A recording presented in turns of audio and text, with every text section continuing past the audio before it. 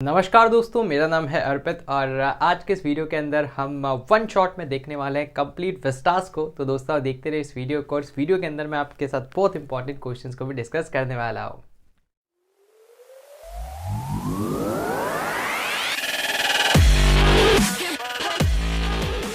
तो दोस्तों आज के इस वीडियो के अंदर हम कंप्लीट विस्टास को यहाँ पर देखने वाले हैं, वो भी सीबीएसई टर्म फर्स्ट के सिलेबस के अनुसार। तो अगर आप एक बार इस वीडियो को देख लेंगे ना तो डेफिनेटली यार आप यहाँ पर से बहुत सारी चीज़ों को गेन करने वाले हैं और डेफिनेटली यार आपके लिए ये वाला जो वीडियो है बहुत ज़्यादा हेल्पफुल रहने वाला है आपकी एग्जाम पॉइंट ऑफ व्यू से। तो आइए स्टार्ट करते हैं हमारे विस्टास के सभी चैप्टर्स को।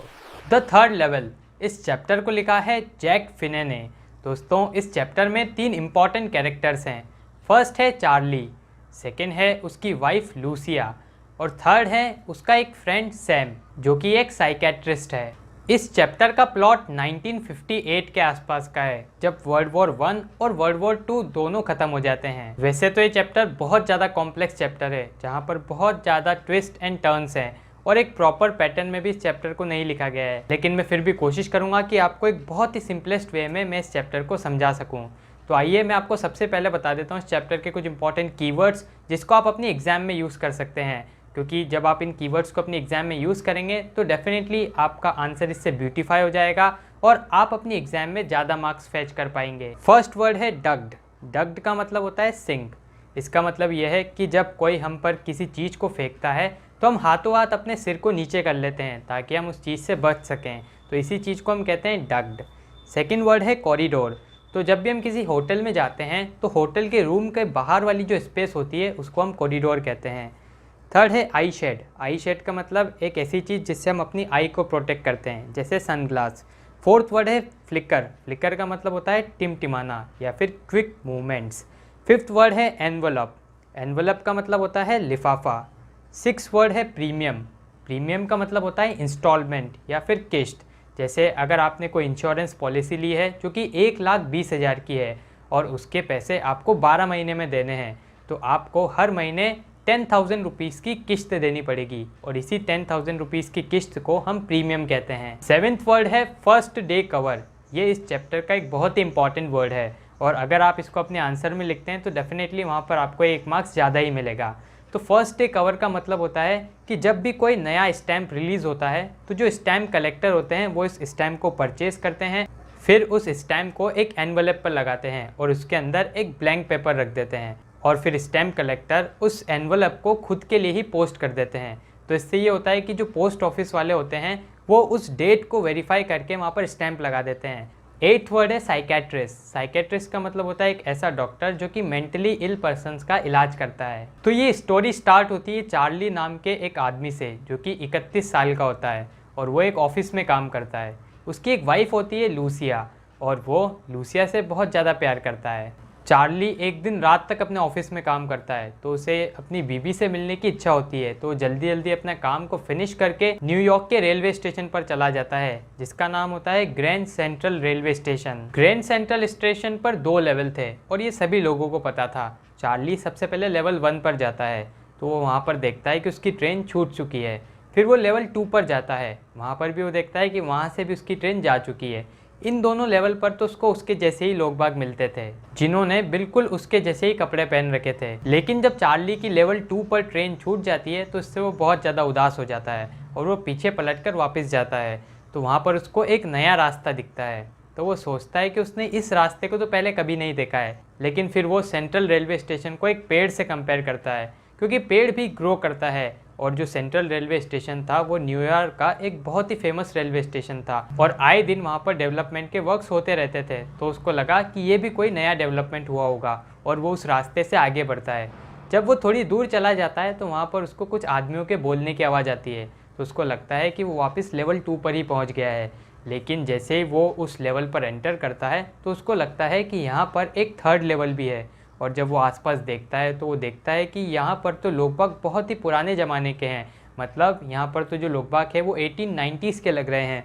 उन्होंने बहुत ही ओल्ड फैशन कपड़े पहन रखे होते थे और थर्ड लेवल पर कुछ छोटे छोटे कमरे भी थे। वहाँ पर एक टिकट काउंटर भी था, प्लस साथ ही वो देखता है कि वहाँ पर एक वुडन नोटिस बोर्ड है जो कि एक बहुत ज़्यादा पुराने ज़माने की स्टाइल हुआ करती थी। फिर वहाँ पर उसको एक न्यूज़पेपर बॉय मिलता है तो उससे वो एक पेपर लेता है। तो तो वो देखता है कि उस पेपर का नाम था द वर्ल्ड, जो कि 1890s का एक बहुत ही फेमस अखबार होता है। और जब चार्ली न्यूज़पेपर की डेट को देखता है तो वहाँ पर लिखा हुआ रहता है 11 जून 1894।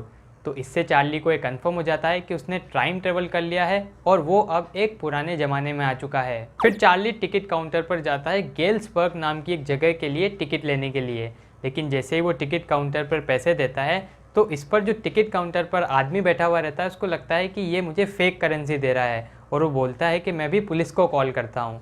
तो इससे चार्ली बहुत ज़्यादा डर जाता है और वो वहाँ से फटाफट चला जाता है। फिर चार्ली वहाँ से अपने एक साइकेट्रिस्ट फ्रेंड सैम के पास जाता है और वो सैम को सारी बात बताता है। वो बताता है कि कैसे उसको उस रेलवे स्टेशन पर 3rd लेवल दिखा। तो चार्ली का फ्रेंड बोलता है कि इसमें घबराने की कोई भी ज़रूरत नहीं है, ये एक इल्यूज़न है। सैम बोलता है कि जो मॉडर्न वर्ल्ड है वो फुल ऑफ फियर है, यहाँ पर लोग बागों को डर रहता है, इनसिक्योरिटी रहती है और इसी सभी रियलिटी से बचने के लिए लोग बाग एक ऐसी जगह का रेफ्यूज लेते हैं जो कि रियल नहीं होती है। फिर सैम चार्ली को स्टैम्प कलेक्शन के बारे में बताता है। वो बताता है कि स्टैम्प कलेक्शन भी आज के ज़माने में एक ऐसी चीज़ है जिसका सहारा लेकर लोग रियलिटी से दूर भागते हैं। तो इस बात से चार्ली बिल्कुल भी सहमत नहीं होता है, क्योंकि जो अमेरिकन प्रेसिडेंट थे रूजवेल्ट, वो भी स्टैम्प कलेक्शन किया करते थे और स्टैम्प कलेक्शन करने के साथ साथ ही उन्होंने अपने देश को World War II में भी जिताया था। प्लस जो उसके दादाजी थे वो भी स्टैम्प कलेक्शन को किया करते थे और स्टैम्प कलेक्शन को करने के बाद वो बहुत ज़्यादा हैप्पी भी रहा करते थे। फिर चार्ल्स वहाँ से चला जाता है, लेकिन चार्ल्स की हमेशा से एक ख्वाहिश थी कि वो अपनी वाइफ के साथ गेल्सबर्ग जाए, क्योंकि गेल्सबर्ग एक ऐसी जगह थी जहाँ पर उसके दादाजी भी रहा करते थे। प्लस वो एक ऐसी जगह थी जो बहुत ज़्यादा शांत थी और चार्ल्स सोचता है कि सेंट्रल स्टेशन की 3rd लेवल ही वो एक ऐसी जगह है जहाँ पर से उसको गेल्सबर्ग जाने का टिकट मिलेगा। तो इसके लिए वो अगले दिन बैंक में जाता है और बैंक में जाकर वो अपने $300 को कन्वर्ट करवा लेता है ओल्ड करेंसी में। उसको $300 की जगह $200 ही मिलते हैं और इस चीज़ को देखकर जो चार्ल्स के फ्रेंड होते हैं वो भी बहुत ज़्यादा सरप्राइज़ होते हैं, क्योंकि चार्ल्स को अपनी एक इंश्योरेंस पॉलिसी का प्रीमियम भरना था, लेकिन चार्ल्स इसकी परवाह किए बिना उन पैसों को ओल्ड करेंसी में कन्वर्ट करवा लेता है। तो करेंसी कन्वर्ट करवाने के बाद चार्ल्स सीधा सेंट्रल रेलवे स्टेशन पर जाता है, जहाँ पर वो वापस 3rd लेवल पर जाना चाहता है, लेकिन उसको 3rd लेवल तक जाने के लिए कोई रास्ता ही नहीं मिलता है। तो वहाँ से वापस उदास होकर अपने घर पर आ जाता है, लेकिन घर पर आते उसको पता लगता है कि सैम भी बहुत ज़्यादा दिनों से मिसिंग है। तो चार्ल्स और उसकी वाइफ लूसिया उसको खोजने निकलते हैं, लेकिन सैम उनको कहीं पर भी नहीं मिलता है। एक दिन चार्ली अपने और अपने ग्रैंडफादर के स्टैम्प कलेक्शंस को देख रहा होता है, तभी उसको एक लेटर मिलता है और वो लेटर उसके दादाजी के लिए होता है, जहाँ पर चार्ली के लिए भी उसमें एक मेंशन होता है। तो जैसे ही चार्ली उस लेटर को खोलता है, उस लेटर में लिखा हुआ रहता है कि सैम गेल्सबर्ग पहुंच चुका है और सैम चार्ली और उसकी वाइफ लूजिया को भी गेल्सबर्ग में इनवाइट करता है। और वो जो लेटर था उस पर डेट लिखी गई थी 18 जुलाई 1894। तो इस लेटर को देखकर चार्ली और भी ज़्यादा कंफ्यूज हो जाता है। फिर अगले दिन चार्ली कॉइन्स एक्सचेंज पर जाता है, जहाँ पर उसको पता लगता है कि सैम ने कुछ टाइम पहले ही अपने $800 की करेंसी को ओल्ड करेंसी में कन्वर्ट करवा लिया था। तो उसको लगता है कि सैम भी टाइम ट्रेवल कर ग्लूट्सबर्ग पहुँच चुका है। तो चार्ली को पता लगता है कि सैम अब गेल्सबर्ग ही रहेगा और वहाँ पर उसने अपने लिए एक नया बिजनेस भी स्टार्ट कर लिया है। तो इसी तरह ये चैप्टर ख़त्म हो जाता है और लास्ट में ये भी नहीं बताया जाता है कि जो 3rd लेवल था वो इमेजिनरी था या फिर रियल था। तो ये था यार। अभी टर्म फर्स्ट एग्जामिनेशन बहुत ही ज़्यादा नज़दीक आ चुके हैं और ये बहुत ही इंपॉर्टेंट है कि यार आप एग्ज़ाम की बहुत ही अच्छे से प्रैक्टिस करें, वो भी MCQ फॉर्मेट में आप प्रैक्टिस करें। तो अनअकैडमी आपके लिए लाया है अनअकैडमी इमर्ज, जहाँ पर आप यार MCQs की प्रैक्टिस कर सकते हैं, बिल्कुल एग्ज़ाम फॉर्मेट में कर सकते हैं। यहाँ पर 90 मिनट्स का टेस्ट रहता है। 27 से 30 नवंबर को ये वापस रहने वाला है, तो आप ज़रूर से इसको चेक कीजिएगा। अनलॉक कोड यूज़ कर सकते हैं आप APpedia, जो कि हमारे चैनल का नाम है, और इससे क्या होगा, फ्री में आपका जो टेस्ट है अनलॉक हो जाएगा और आराम से आप ऑल इंडिया रैंक्स भी यहाँ पर देख पाएंगे कि अच्छा आप कितने पानी में हैं। ठीक है, तो मेगा मैक टेस्ट है ये और अब की बार आपको exciting prices and scholarships worth 50 lakhs भी यहाँ पर से जीत सकते हैं। जैसे यार इसके बाद बच्चा पार्टी अनअकैडमी पर जब आप जाएंगे तो वहाँ पर आस्क के डाउट फीचर भी मिलेगा, जिसको आप यूज़ कर सकते हैं। ये भी एकदम फ्री है और आप बाई चांस कोई यहाँ से डाउट आ जाता है तो आप इस फीचर का यूज़ करके अपने डाउट्स को इंस्टेंटली सॉल्व कर सकते हैं। अनलॉक कोड वही है, हमारे चैनल का नाम APpedia, तो ये फीचर भी आपके लिए अनलॉक हो जाएगा। लिंक्स आपको डिस्क्रिप्शन में मिल जाएंगे। द एनिमी, इस स्टोरी को लिखा है पर्ल एस बक ने। इस स्टोरी में पर्ल World War II के बारे में बताते हैं, जब अमेरिका और जापान के बीच में युद्ध चल रहा था। और आप लोगों को भी पता ही होगा कि इस युद्ध का अंत कैसे हुआ था। अमेरिका ने जापान के 2 शहर हिरोशिमा और नागासाकी पर न्यूक्लियर बॉम्ब गिराया था और इस न्यूक्लियर बॉम्ब गिराने के बाद जापान लगभग पूरी तरह तबाह हो गया था और इसी के साथ ही जो वर्ल्ड वॉर 2 है उसका अंत भी हुआ था। तो ये जो चैप्टर है इसमें वर्ल्ड वॉर 2 के बारे में ही बताया गया है, जब अमेरिका का एक प्रिजनर सी में वॉश आउट होकर एक बीच पर आता है और इस बीच के यहाँ पर डॉक्टर सदाओ का घर होता है। तो डॉक्टर उस प्रिजनर को देखते हैं, वो बहुत ही बुरी तरह से वुंडेड होता है। तो डॉक्टर धर्म संकट में फंस जाते हैं कि क्या इसके जान बचाई जाए या फिर इसको आर्मी को सबमिट कर दिया जाए। तो हम इस चैप्टर में देखेंगे कि वो क्या करते हैं, उसको सबमिट करते हैं या फिर उसकी जान बचाते हैं। तो आइए अब मैं आपको बता देता हूँ इस चैप्टर के कुछ बहुत इंपॉर्टेंट कीवर्ड्स जिसको आप आपके एग्जाम में यूज कर सकते हैं। तो फर्स्ट वर्ड है कोस्ट। कोस्ट का मतलब होता है समुद्री तट। सेकेंड है रेंडर। रेंडर का मतलब होता है किसी भी चीज को बनाना। थर्ड है ट्रुप्स। ट्रुप्स का मतलब होता है सोल्जर्स, मतलब बहुत सारे सैनिक। फोर्थ है वार्मथ। वार्मथ का मतलब होता है हीट या फिर गर्मी। फिफ्थ वर्ड है फॉग। फॉग का मतलब होता है कोहरा। सिक्स वर्ड है क्रॉलिंग। क्रॉलिंग का मतलब होता है कोहनियों पर रेंगना। सेवेंथ वर्ड है टॉर्चर्ड। टॉर्चर्ड का मतलब होता है किसी को भी सताना, उसको सफरिंग देना। एट्थ वर्ड है मटर्ड। मटर्ड का मतलब है मरमर करना, मतलब किसी भी चीज को बहुत धीरी वॉइस में बोलना। नाइन्थ वर्ड है मोन्ड। मोन्ड का मतलब होता है कराना। और टेंथ वर्ड है हेजिटेटेड। हेजिटेटेड का मतलब होता है झिझकना। तो ये स्टोरी चालू होती है डॉक्टर सदाओ हुकी से, जो कि एक डॉक्टर थे और उनका घर समुद्र तट के किनारे पर था। डॉक्टर सदाओ हुकी के पापा ने उससे कभी भी बचपन में मजाक नहीं किया था, क्योंकि उसके पापा चाहते थे कि वो पढ़ लिख कर एक बड़ा आदमी बने और वो अपनी एजुकेशन पे बहुत ही अच्छे से ध्यान दे। तो इसीलिए सदाओ हुकी को 22 साल की उम्र में अमेरिका भेज दिया जाता है, जहाँ पर वो मेडिसिन और सर्जरी की पढ़ाई करता है। फिर वो वहाँ से 8 साल बाद आता है और वो तब तक एक सर्जन बन जाता है। तो डॉक्टर सदाओ हुकी के पापा भी उसको एक अच्छा सर्जन बनते हुए देख लेते हैं, लेकिन कुछ दिनों बाद ही उनकी मृत्यु हो जाती है। सदाओ हना नाम की एक लड़की से अमेरिका में मिलता है, लेकिन सदाओ हना को तब तक प्रपोज नहीं करता है जब तक उसको ये नहीं पता लग जाता कि ये एक जापानीज गर्ल है, क्योंकि उसको पता था कि उसके पापा कभी भी इस रिश्ते को एक्सेप्ट नहीं करेंगे अगर वो एक अमेरिकन होगी। तो सदाओ हना को पहली बार एक अमेरिकन प्रोफेसर के घर पर मिला था और वहीं से वो उसको अच्छी लगने लगती है। और जैसे ही ये कंफर्म हो जाता है कि वो भी एक जापानीज ही है, तो वो उसको प्रपोज कर देता है और फिर दोनों जापान आकर शादी कर लेते हैं। और अब वो बहुत ज्यादा खुश थे और उनके 2 बच्चे भी थे। एक दिन सदाओ और हना बीच पर घूम रहे थे, तब मौसम भी बहुत ज्यादा फॉगी था। तो उनको दूर से एक आदमी अपने घुटनों के बल पर रेंगता हुआ दिखता है। तो वो जैसे उसके पास जाते हैं तो वो आदमी अपने मुंह के बल गिर जाता है। तो वो देखते हैं कि ये समुद्र में बहकर आया है और इसकी कमर के यहाँ पर एक बहुत ही बड़ा गोली का निशान है, जिससे खून भी बह रहा है। हालांकि वो खून थोड़ा सा रुक गया था क्योंकि समुद्र की काई उसके ऊपर जम गई थी, लेकिन फिर भी वो दर्द से बहुत ज़्यादा कराह रहा था। और हना पास जाके देखती है तो उसकी टोपी पर धुंधले अक्षर से लिखा हुआ था अमेरिकन नेवी, मतलब वो वॉर का एक बंदी था। तो डॉक्टर सदाओ एक डॉक्टर थे और डॉक्टर होने के नाते ये उनका फर्ज था कि वो एक पेशेंट की जान को बचाएं। वहीं वो एक जापानीज नागरिक भी थे और तभी अमेरिका से उनका वॉर भी चल रहा था। तो उनका ये धर्म भी है कि वो एक वॉर के बंदी को वापस सेना को जाकर सौंपे। तो यहाँ पर डॉक्टर सदाओ और हना एक धर्म संकट में फंस जाते हैं कि आखिर उसकी जान बचाई जाए या फिर उसको सौंप दिया जाए।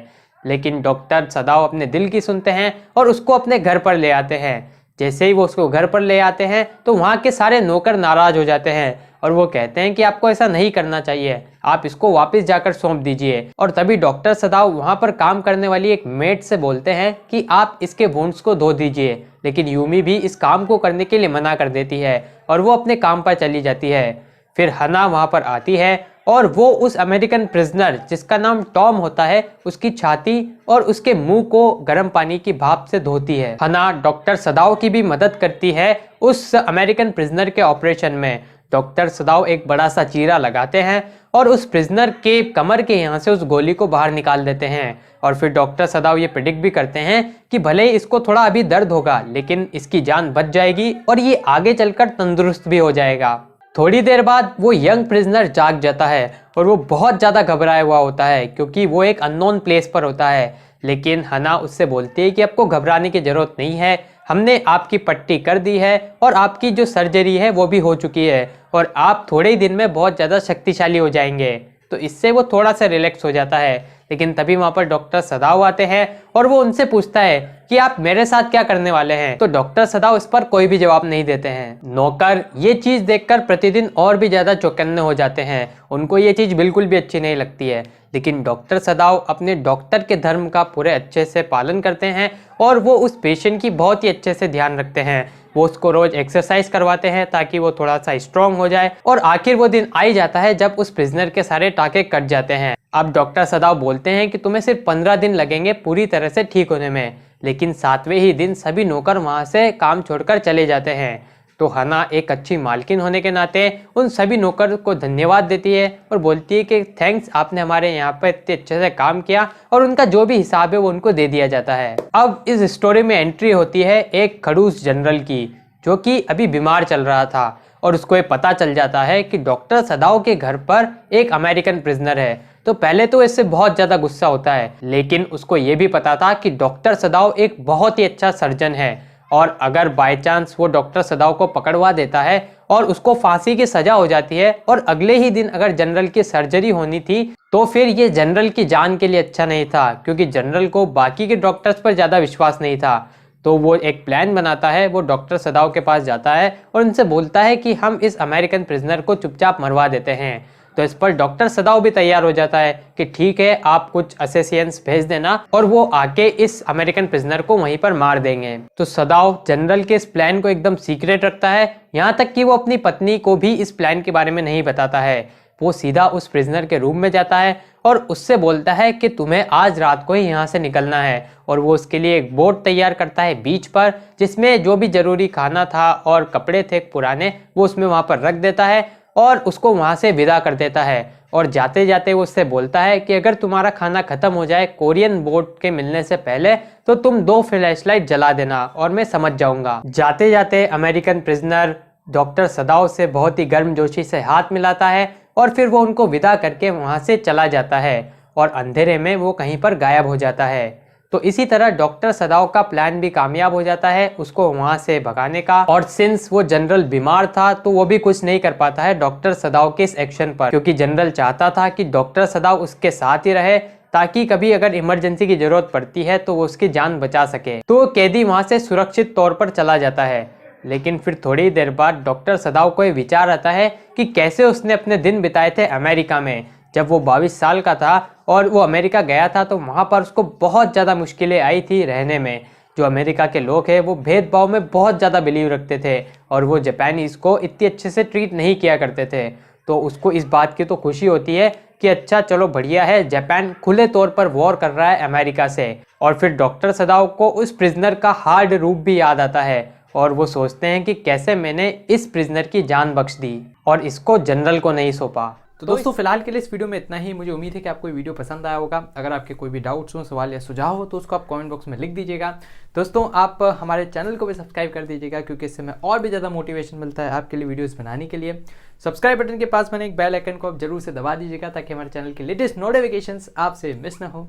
तो दोस्तों धन्यवाद। जय हिंद, जय भारत।